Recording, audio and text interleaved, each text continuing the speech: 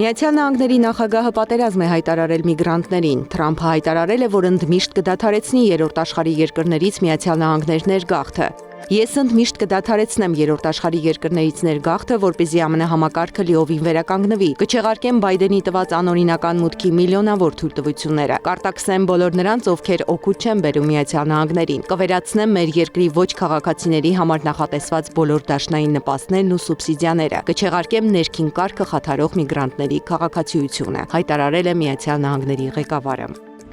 Վաշինգտոնը շատ շուտով ցամաքային ճանապարհով կսկսի Վենեսուելայից թմրանյութերի ներմուծման դեմ պայքարը։ Դուք հավանաբար նկատել եք, որ նրանք այլևս չեն փորձում թմրանյութեր տեղափոխել ծովով, եւ շուտով մենք կսկսենք կտրել նրանց ճանապարհը ցամաքային ճանապարհով, ասել է Թրամփը։ Միացյալ Նահանգները բազմիցս հայտարարել է Կարիբյան ծովում թմրանյութեր տեղափոխող նավերի ոչնչացման մասին։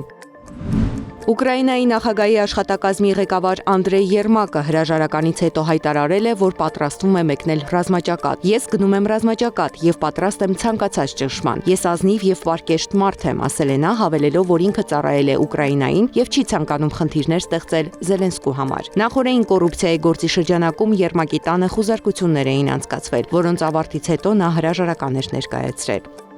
Մինչ հրաժարականը միջազգային մամուլին տված հարցազրույցում Երմակն ասել էր, որ քանի դեռ Զելենսկին նախագահ է, նա չի համաձայնի տարածքներ զիջել խաղաղության դիմաց։ Այսօր ոչ մի ողջամիտ մարդ չի ստորագրի տարածք զիջելու մասին փաստաթուղթ։ Քանի դեռ Զելենսկին նախագահ է, ոչ ոք չպետք է հույս ունենա, որ մենք տարածքներ կզիջենք։ Նա չի ստորագրի տարածք զիջելու մասին փաստաթուղթ։ Սահմանադրությունն արգելում է դա։ Ոչ ոք չի կարող դա անել, եթե չի ցանկանում հակասել Ուկրաինայի սահմանադրությանը եւ ուկրաինացի ժողովրդին, հայտարարել էր նա։